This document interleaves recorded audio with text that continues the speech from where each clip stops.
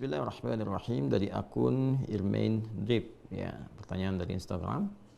Assalamualaikum Ustaz. Waalaikumsalam warahmatullahi wabarakatuh. Izin bertanya Ustaz, bagaimana caranya mengondisikan diri di kala futur melanda, dan bagaimana caranya agar bisa terus belajar untuk meluruskan niat karena Allah Ustaz. Syukran katsiran, barakallahu fikum. Baik, syukran katsiran, terima kasih juga bagi Anda, barakallahu fikum, dan semoga Allah memberikan limpahan keberkahan bagi Anda dan kita semua yang terhubung untuk belajar dari sini, karena dengan pertanyaan Anda boleh jadi juga dialami oleh beberapa kita atau saya juga, dan dengan itu insya Allah kita belajar kembali untuk mendapatkan manfaat dari pertanyaan yang dihadirkan oleh saudara kita ini. Baiklah, futur. Apa itu futur? Saya pernah bahas tentang futur ini detail, dari mulai kalimatnya, katanya, dan sebagainya. Secara singkat adalah kondisi yang menurun, ya, dari nilai kebaikan. Singkatnya begitu. Jadi ada suatu semangat kebaikan, semangat yang positif, kemudian turunlah semangat itu. Wujudnya dalam bentuk kegiatan amal soleh, misalnya kegiatan yang positif, yang baik, yang soleh. Bentuknya bisa ibadah ritual atau juga sosial. Ibadah ritual misalnya apa? Sholat, kan? Sholatnya sedang bagus-bagusnya nih, bukan hanya fardunya, tapi juga sunnahnya dikerjakan. Tiba-tiba ada satu kondisi yang menjadikan kegiatan ini yang positif ini menurun, ya, apapun sebabnya ini, ya, tiba-tiba bisa turun, kemudian ya sunnahnya sudah mulai menurun, tiba-tiba jadi fardunya awalnya bisa berjamaah, ke masjid jadi turun jamaah karena sebab-sebab yang bukan syar'i gitu kan. Nah, kemudian setelah itu apalagi jadi sendirian, jadi terlambat dan seterusnya. Waliyadzubillah kalau sampai meninggalkan sholat itu kan, itu kondisinya. Atau ada ibadah-ibadah sosial juga, bentuknya banyak nih, ada yang muamalah, ada muamalah maliyah, bisa sedekah misalnya, bisa saling ta'awun 'alal birri wat taqwa. Kalau sedekah kan kaitan dengan materi gitu kan, bisa infak kah itu, bisa lain-lain kah dalam bentuk pakaian, makanan dan sebagainya. Ta'awun 'alal birri wat taqwa, saling tolong menolong, ya kan, saling membantu, saling mendoakan, interaksinya menurun, gitu kan. Dan turunan-turunan yang lainnya yang bisa kita contohkan dalam berkehidupan, termasuk akhlak yang tadinya tuturnya baik, tiba-tiba kosakata kebaikannya jadi menurun, ya. Yang tadinya senang lihat kajian jadi menurun. Nah, ini pertama sebelum bicara dulu kita bagaimana meluruskan itu semua, kita harus turunkan dulu ini penyebabnya apa, futur itu penyebabnya apa, ya kan? Futur itu rata-rata tuh dua penyebabnya, secara umum dua. Yang pertama, ada kesibukan dunia yang berlebihan. Kan dunia lawannya akhirat, ya, walal akhiratu khairul laka minal ula, dan sungguh kehidupan akhirat itu lebih baik daripada yang ula, yang pertama dunia. Jadi lawan akhirat itu dunia, lawannya selalu begitu, ya. Jadi kalau Anda berlebih akhiratnya, maka dunianya akan ikut nanti, ya. Tapi menariknya begini, bukan meninggalkan dunia, ikut akhirat itu bukan meninggalkan dunia, menjadikan value kegiatan dunia itu untuk kebutuhan akhirat, itu maksudnya. Jadi minum tetap minum, makan tetap makan, kerja tetap kerja, nggak berubah kok jam kerjanya, ya kan? Makannya nggak berubah, minum nggak berubah, silahkan selera apa mau ditampilkan, asal itu halal dan thayyib silahkan. Ya minumnya sama, tapi bagaimana value-nya punya nilai akhirat. Khudh biyaminika ma yalik, ambil dengan tangan kananmu yang paling dekat denganmu. Samillah, sebut bismillahirrahmanirrahim. Jadi begitu akan minum, bismillahirrahmanirrahim, minumannya sama, menghilangkan haus juga. Sesuai dengan selera kita bisa pilih, tapi kalimat bismillahirrahmanirrahim menjadikan itu bagian dari ibadah, kan? Bagian dari ibadah. Kerja juga demikian. Kita berangkat beraktivitas dan niatkan karena ibadah. Jadi ibadah di situ, teman-teman sekalian. Ya, tapi kalau kemudian ya fokus dunianya nih dibalik nih. Dunia diikutin, akhirat misalnya, ya mohon maaf nih, ya ditipiskan, dikurangi, direduksi, bahkan ya dalam beberapa kasus kadang-kadang lupa. Dipilih dunia, ditinggalkan akhirat gitu. Ini yang paling repot di sini. Akhirnya apa? Ketika porsi dunia yang terlampau tinggi, ya pekerjaan, mencari pekerjaan yang bisa menunda waktu sholat, ya pasti futur. Ya padahal Anda tahu Allah pemilik rezeki kan? Allah kan pemilik rezeki. Yang ngasih rezeki siapa? Allah. Kenapa nggak ngikut aturan Allah? Begitu diikuti, Allah berikan rezeki yang membahagiakan, yang menenangkan. Anda tinggalkan, itu capek Anda. Lelah. Ya, makanya kerja tanpa ibadah itu pasti lelah. Berangkat lagi, kerja lagi, kerja lagi, kerja lagi, kerja lagi. Kan ujungnya capek, lelah. Tapi kalau diniatkan ibadah, ibadah itu kan menenteramkan jiwa. Ibadah itu konsumsinya, konsumsi apa? Konsumsi hati kan? Makanya iman itu kan di hati. Nah, hati itu kan sumber perasaan yang menggerakkan semua bagian tubuh kita. Dia yang memerintahkan ke akal untuk berpikir. Dia yang menjadikan rumusan akal diterjemahkan ke bagian tubuh untuk beraktivitas. Makanya kalau hatinya gelisah, akalnya nggak akan tenang, pikirannya pasti kacau. Hati gelisah, pikiran kacau. Dan tindakan itu nggak akan teratur, nggak akan terukur. Karena desainnya begitu, penciptaan kita itu seperti itu. Dari hati, kemudian naik ke pikiran, baru kemudian ke bagian tubuh kita. Jadi kalau hati bermasalah, pikirannya pasti akan salah. Hatinya dengki, pikirannya pasti akan kotor. Ya, tindakannya pasti akan meracau, pasti nggak bagus. Sumbernya di sini, ya, dalam jiwa kita. Karena itu agama datang untuk membimbing jiwa, menertibkan akal, dan mengarahkan bagian jasmani kita untuk berbuat yang benar. Itu keindahannya, maka gampang cari agama yang benar tuh. Lihat aja, apakah ajarannya menuntun 3 bagian ini secara optimal atau tidak. Ya, lalu semuanya jadi penghambaan kepada Allah. Nah, itu poinnya teman-teman sekalian. Jadi kadang-kadang, mohon izin ya, sebagian dari saudara-saudari kita dalam berkehidupan yang tinggi tingkat penggunaan akalnya, tapi tidak mampu menggunakan akal itu untuk memahami agamanya. Ini yang jadi tanda-tanda besar nih. Untuk dunia cepat sekali, rumuskan ini, rumuskan itu, tapi pada akhirnya apa? Gelisah, capek. Terus pekerjaan di akhirnya cuma nanam-nanam tanaman yang sederhana, nanam kangkung, cabai untuk menghilangkan stres saja. Terus ada yang menghilangkan, ya bahkan nyawanya, na'udzubillah min dzalik gitu kan. Setelah itu, kenapa? Karena ada yang nggak terpenuhi. Nah, jadi kalau Anda bekerja sampai lelah, capek, sampai tiba-tiba kemudian juga ada kondisi ini mulai tertinggal, itu tertinggal, mungkin dunianya berlebihan. Ya, sedangkan yang repot begini, yang repot itu kan kita sadar betul akan meninggalkan dunia. Nah, ini poinnya. Ya, kan orang cerdas itu kan orang yang bersiap pada tempat yang akan dia tuju. Anda sekarang, misal saya dari Bekasi nih sekarang, insya Allah saya akan berangkat ke Bengkulu. Berarti saya kan menyiapkan berbagai hal kan, supaya bisa berangkat. Ya kan? Menyiapkan untuk akomodasinya, menyiapkan untuk tempatnya, menyiapkan untuk perlengkapan berangkatnya, nanti pakaiannya pakai apa, di jalan bagaimana, kan? Persiapannya untuk kemana? Bukan untuk tinggal, untuk berangkat. Untuk berangkat. Sehingga di tempat yang akan kita tuju nyaman, baik, tenang, dan sebagainya. Nah sama, kita ini kan mau pindah, mau meninggalkan dunia. Makanya nanti diumumkan telah meninggalkan dunia ke tempat baru. Ya, maka orang cerdas, dia akan menyiapkan bekalnya. Bagaimana dia berkehidupan di dunia, saat bersamaan dia kumpulkan bekal untuk kehidupan selanjutnya. Untuk tujuan akhir, yang dia mau berangkat ke sana. Nah kita kan sekarang sedang mencari bekal untuk berangkat ke situ. Itu perjalanan terakhir kita tuh. Ya, ini kan kita pergi-pergi nih, dunia, pergi. Untuk apa? Untuk menyiapkan bekal, cari petanya nih. Ya ini yang harus saya siapkan, di sini saya siapkan. Untuk apa nih dikumpulkan ini? Supaya kita bisa kembali pulang, berangkat ke tempat terakhir nih. Ya, pelabuhan kita yang paling akhir. Kan seperti itu konsep hidupnya. Ya. Nah, kan tiap tahun diajarkan mudik tuh ya, mudik ke tempat asal. Tempat asal itu ma'ad namanya. Ya, ma'ad.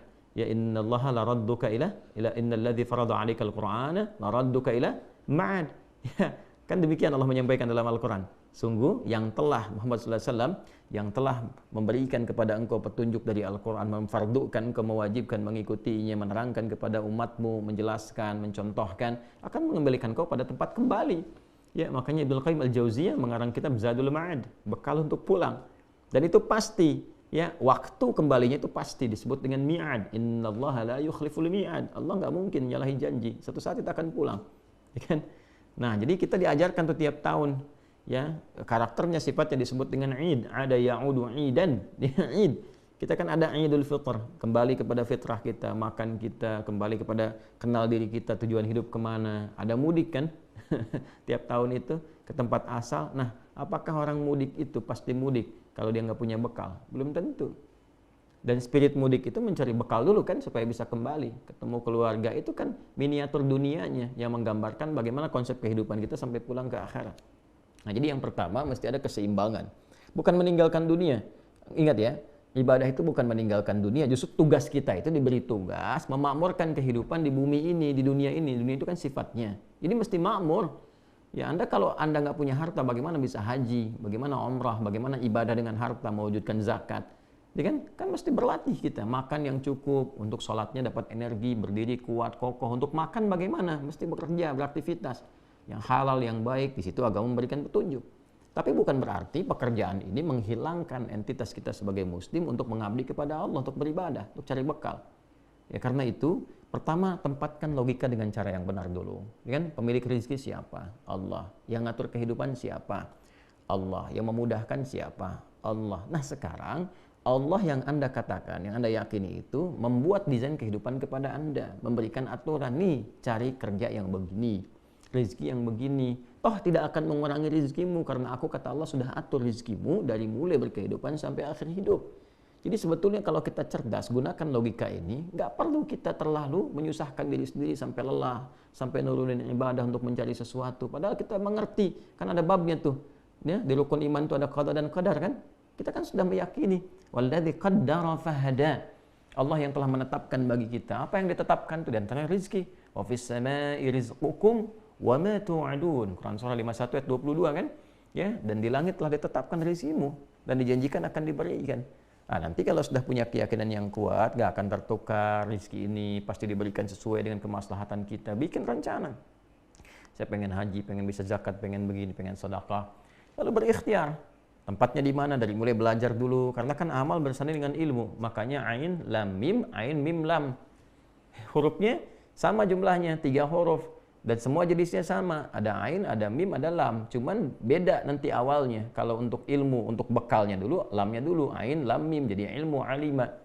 Nanti dengan ilmu itu dipraktekkan jadi amal. Amilah. Makanya semakin kuat ilmunya, semakin mudah amalnya. Sederhana kok, dari bahasa tuh begitu. Nanti ada kitab namanya Al-Khasa'is karya Ibnu Jinni. Itu bagus sekali. Memahami korelasi antara perubahan-perubahan huruf dalam satu kata. Ya, misalnya ada ain, lam, mim tadi. Kalau lamnya pindah ke akhir, jadi apa? Ini jadi apa? Ada keterkaitan. Makanya ilmu orang semakin tinggi, semakin luas wawasan, semakin mudah beraktivitas dan semakin ringan pekerjaan. Makanya Quran datang dengan risalah ilmu. Iqra, suruh baca. Ya afala yanzuruna ilal ibili kaifa khuliqat, diminta riset. Inna fi khalqis samawati wal ardi wa ikhtilafil laili wan nahari la ayatin liulil albab, diminta berpikir, menganalisis supaya pintar. Jadi muslim itu pintar, jadi muslim itu cerdas. Ya, muslim itu kuat argumen. Makanya interaksi dengan Qurannya dipertajam, belajarnya dirubah cara berpikirnya supaya berkemajuan, mencerahkan gitu. Itu poinnya. Ya, jadi penyebab futur yang pertama adalah larut dalam dunia yang tidak berimbang konsepsinya dengan apa yang Allah ajarkan kepada kita.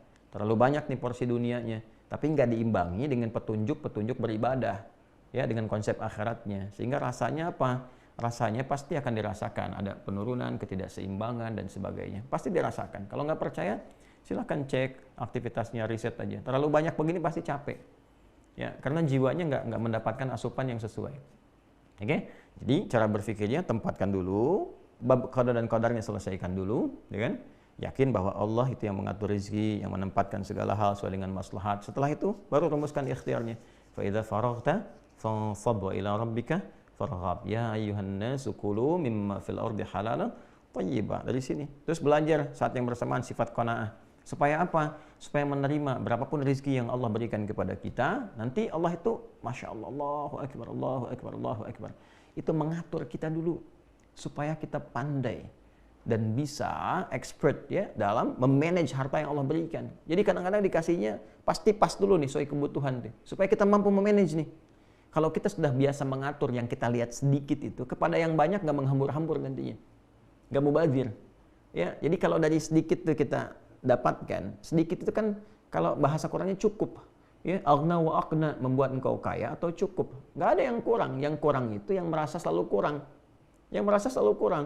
Kalau kita mempersepsikannya sebagai cukup, psikologi Quran itu selalu cukup katanya, nggak pernah kurang. Jadi kalau dapat berapapun dibawa ke rumah, ayah bawa ke rumah, kompak dulu dengan istri. Berapapun yang Allah berikan kepada kita, insya Allah ini cukup. Itu dulu poinnya. Jadi kalau persepsinya selalu kurang, selalu dipandangkannya angka gitu. Setiap bulan mesti segini, kebutuhan segini. Allahu Akbar. Saya di awal-awal masa pernikahan dengan istri dan kita mengontrak juga dan menikmati kehidupan itu gitu ya. Nah, nikmat aja karena ngelihatnya kan mukmin itu sederhana gitu kan. Ya, kalau ada kesenangan syakara, kalau ada ujian sabara gitu kan. Lalu Masya Allah kalau kita lihat dari kita mengajar misalnya, terus kacamata umumnya manusia yang menghitung begini, ya saya nggak pernah ngitung gitu. Saya ajarkan pada istri, alhamdulillah kita nikmati berapa Allah yang berikan pada kita. Nikmati. Lalu suatu saat di akhir bulan, saya katakan pada istri saya, coba hitung deh kehidupan kita dari awal sampai akhirnya berapa yang telah keluar. Dihitung sekian. Masya Allah, berapa yang Allah berikan kepada kita? Ya setiap buaya dapat tuh berapa. Ya kalau secara nalar nggak akan cukup. Ya, coba Anda bayangkan, ngajar satu kampus dapat 500.000 misalnya. Sementara ketika dicek di akhir bulan, loh kok 5 juta, loh kok lebih, loh kok sekian, ya, dari mana gitu Allah berikan tuh. Ternyata kita tuh kadang-kadang kurang menyadari bahwa ada rizki-rizki min haitsu la yahtasib yang kita nggak sadar. Ya, kita mau makan, tiba-tiba tetangga kirim makanan, ya kan? Masya Allah, kita tiba-tiba mau minum, kita mau makan bareng-bareng, ketemu teman dibayarin, kan Allah yang nitipin juga gitu. Ya, tak sadar ternyata yang Allah kasih dalam sebulan itu nggak pernah kepake. Jalan-jalan, nah ini qanaah namanya. Nah makanya tanamkan dulu babnya secara lengkap. Ya, tanamkan dengan lengkap dulu keseluruhannya. Oh ini seperti ini babnya qada dan qadar, ini babnya qanaahnya, ini bab mendesainnya. Jadi terkadang Allah Subhanahu wa taala memberikan kepada kita yang cukup dulu supaya kita bisa mengatur dengan baik. Nanti kalau sudah bisa mengatur harta dengan baik, Allah amanahkan lebih banyak karena Anda sudah bisa ngatur. Supaya nggak jadi beban di akhirat nanti. Begitu cara berpikirnya. Ya, supaya nggak jadi beban, kan dihisab juga. Untuk apa dikumpul-kumpul? Digunakan juga enggak. Cuman buat dilihat, kasihan hidup seperti itu.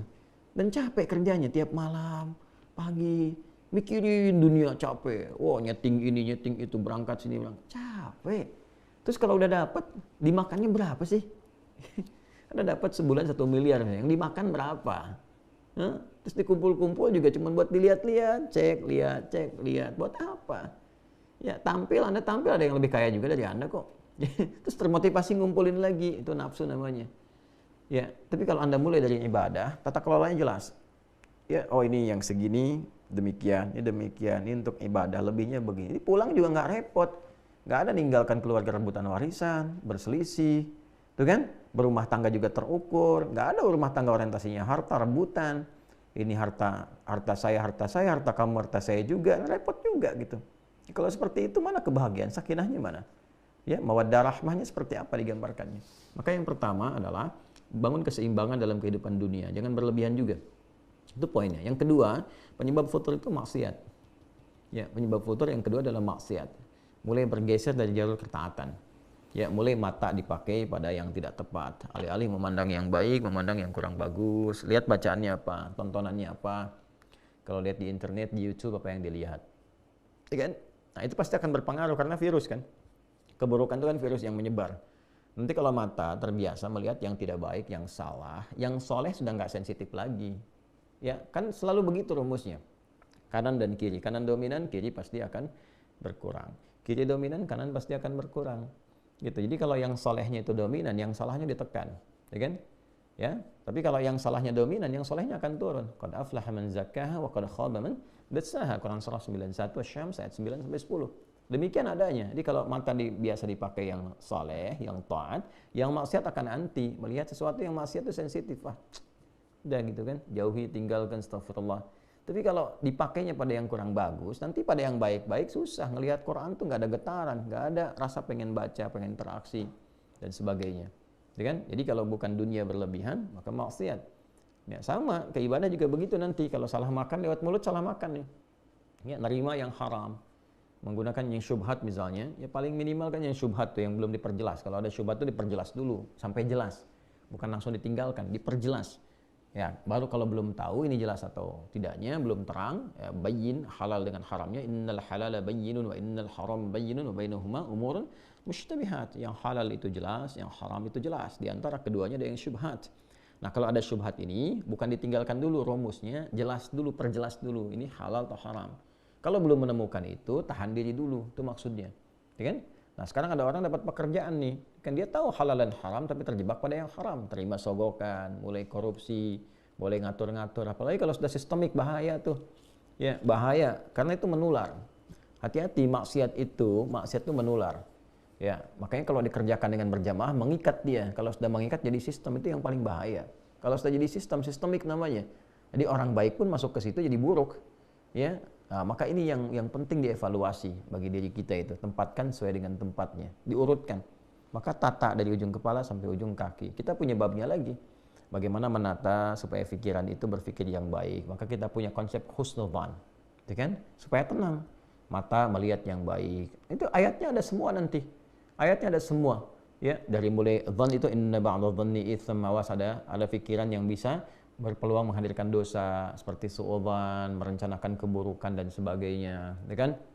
memikirkan yang jelek, memikirkan tentang adu domba, namimah, ya qatat dan sebagainya. Dalam hadis tuh hati-hati tuh ya, ada peringatan-peringatan itu. Nah, kemudian apalagi teman-teman sekalian, turun ke mata, Quran surah ke-24 ayat 30 untuk laki-laki, 31 untuk perempuan, kullil mu'minina yaghuddu min absarihim, jaga pandangan supaya nggak salah, supaya nggak futur.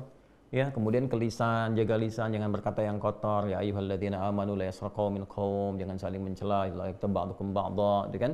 Jangan bergibah, jangan bikin hoax. Wailul lil mukadzibin, celaka kalau berdusta. Jaga supaya nggak futur sampai ke ujung kaki. Nah, kalau tubuh kita sudah terjaga dari yang salah, yang soleh muncul. Itu cara kerjanya, seperti itu kinerjanya. Nah, sekarang kalau bagian fakrah atau paragraf bagian selanjutnya, pertanyaan turunannya, kalau sedang terlanda itu bagaimana cara mengobatinya? Kan? Yang pertama adalah dengan zikrullah. Zikrullah, ingat kepada Allah. Ingat Allah itu adalah bagaimana mengingat kita untuk menghamba kepadanya. Kan itu hamba. Kalau sudah paham begitu, terus pakai ilmu. Bagaimana desain kehidupan kita ini? Oh, sadar kita mau pulang, kan? Dilihat ma'rifatul insan, kenal diri sendiri. Nanti setelah itu jadi ma'rifatul rahman, maka kita kenal Allah, sang Rahman, sang Rahim. Ya, kita tahu jalan hidup kita, duduk dulu, kenal nih kita mau kemana, kan mau meninggal nih, mau pulang, tanyakan apa meninggal akan dalam keadaan begini, sifat jelek begini, nggak punya kenangan baik, dihujat banyak orang, ke akhirat juga terancam, apa mau seperti ini? Sementara Allah menampilkan sifat rahman, memberikan rahmat. Qul ya ibadiyalladzina asrafu ala anfusihim la taqnatu min rahmatillah. Muhammad SAW viralkan kepada semua umatmu, jangan memvonis diri berlebihan. Aku ini punya rasa kasih yang dalam, perhatian yang luas, jangan putus asa dari rahmatku. Kau mau berubah sekarang aku bimbing, kata Allah itu begitu. Ya, berubah. Innallaha yaghfirudz dzunuba jami'a. Allah ampuni semua dosanya kalau kau mau tobat. Maka dari situ nanti turun istighfar. Istighfar itu melembutkan hati. Makanya sering istighfar untuk mencegah futur. Istighfar, astagfirullah. Itu untuk mencegah futur. Salah satu kalimatnya itu. Ya, nanti latihannya yang paling bagus tuh, yang paling kuat ke jiwa itu menjelang fajar, waktu sahar. Ya, wabil asharihum yastaghfirun. Quran surah 51 ayat ke-18. Ya, wabil asharihum yastaghfirun. Ya, setelah tahajud menjelang subuh astagfirullah. Itu lebih kuat ke jiwanya. Nah, nanti terbiasa di lisan. Naik kendaraan, astagfirullahaladzim, astagfirullah. Itu mau balikin lagi suasana kita tuh. Sadar. Nah, setelah itu tingkatkan ibadah dengan ikhlas. Atur dulu pelan-pelan supaya mendapatkan kenikmatan. Cari waktu-waktu yang meneduhkan kepada jiwa, tengah malam. 2 rakaat dulu. Ya, setelah itu witir 1 rakaat, renungkan kehidupan kita sampai kita merasakan sentuhan pada jiwa, keluar air mata, tenang pelan-pelan tuh. Nah, segar kembali tuh. Ya, setelah segar baru tingkatkan pada aspek zikir yang lain. Zikirkan banyak. Ya, dari mulai tadi kalimat thayyibah, kemudian berdoa, doakan zikir. Wadhkur rabbaka fi nafsika tadarruan wa khifatan wa dunal jahri minal qaul. Quran surah ke-7 ayat 205. Sebut nama Allah, berdoa maksudnya. Berdoalah engkau, ya. Berdoa, minta, curahkan suasana hatimu, curhat sama Allah dengan suara yang lirih, yang baik, yang menyentuh kepada jiwa. Itu disebut dengan zikir. Setelah itu Quran disebut dengan zikir. Inna nahnu nazzalna dzikra wa inna lahu lahafizun. Kami yang telah turunkan Al-Quran dengan keagunganku dan aku yang menjaganya, kata Allah. Disebut dengan zikir, mengingatkan kita, meneduhkan kita. Makanya kalau ada persoalan, kita buka mushaf, tenang kan? Yang paling unik tuh begitu dibuka suratnya sesuai dengan kebutuhan. Selalu begitu tuh. Ingat sama Allah. Ingat. Setelah itu salat kan ada. Salat disebut zikir. Wa aqimus salata lidzikri. Quran surah ke-20 ayat ke-14. Kalau sudah nyaman, sudah sadar dengan itu, cari teman yang baik. Ya. Sohbatul ashab itu menemani teman-teman yang sahabat-sahabat yang baik, menyedulu ke akhir, mengantarkan engkau kepada kebaikan. Ya, cari teman-teman yang baik, komunitas yang baik. Ya, misalnya di tetangga cari yang baik-baik, di kantor cari yang baik-baik. Itu menjaga kita untuk istiqamah dalam kebaikan. Jadi saat kita sedang menurun, ini nanti akan mengingatkan. Ya. Kemudian cari ustaz-ustaz yang positif, yang baik, ulama-ulama yang saleh, yang kata Nabi itu ya, khiyaru ibadillahi atau kama qala Rasulullah sallallahu alaihi wasallam, hamba-hamba Allah yang terbaik itu idza ru'u dzukirallah. Kalau manusia lihat itu, lihat aja wajahnya itu mengingatkan kepada Allah. Ya, itu ada hadis yang sahih itu. Ya, di antara hamba Allah yang terbaik itu kalau Anda lihat itu, lihat aja itu, terus Anda langsung ingat Allah itu. Ya, mau tobat, mau jadi lebih baik, pengen hafal Quran, pengen tingkatkan sholat, pengen dekat dengan Allah.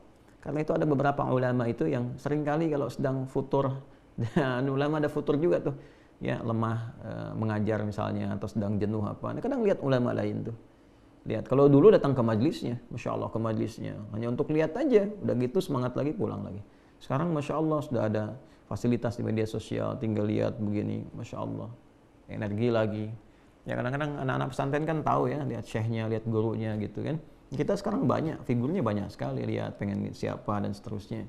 Itu meningkatkan kembali kebaikan-kebaikan. Ya, apalagi punya guru yang baik bisa membimbing, teman-teman saling mengingatkan. Cari teman-teman tuh. Itu yang bisa bikin kita istiqamah. Nah, kalau sudah seperti itu, Allah akan kirimkan penjaga. Ya, tsumastaqamu tatanazzalu alaihimul malaikah. Kemudian orang-orang yang qalu rabbunallah, mereka berkata Tuhan kami adalah Allah. Istiqamah di situ. Nah, nanti Allah kirimkan penjaga, malaikat penjaga. Yang pertama bentuknya burhan. Burhan itu penjaga diri kita dari perbuatan maksiat. Jadi pengingat, dalam hati kita ada pengingat. Ya. Nah, ini yang kadang-kadang kalau sedang turun diingatkan, ayo semangat, semangat, ya kan? Ayo sudah azan, siap-siap. Tanpa sadar tuh kalau udah terbiasa tuh di hati kita ada pengingat, itulah burhan. Menjaga kita dari perbuatan maksiat. Ya, dan ada yang mengingatkan kepada jiwa takwa. Ya, fa'alhamaha fujuraha wa taqwaha. Kalau jiwa takwa otomatis tuh mau adzan diingatkan. Nanti kalau burhan tuh ada maksiat langsung di dalam diri kita tuh ada pencegah. Jangan lakukan ini, ditimbang lagi. Kadang-kadang kencang tuh, gitu kan? Itu burhan namanya. Laula arwa'a burhana rabbih, ya kan? Walaqad hammat bi wa hamma biha laula arwa'a burhana rabbih, ya. Itu burhan di surat Yusuf kan demikian.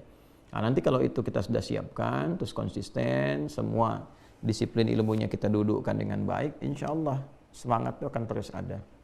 Ya, semangat terus ada. Dan sirah itu dipelajari, sirah. Anda profesinya apa? Jangan membahas yang tinggi-tinggi dulu. Profesi Anda dulu apa? Supaya hidupnya terukur.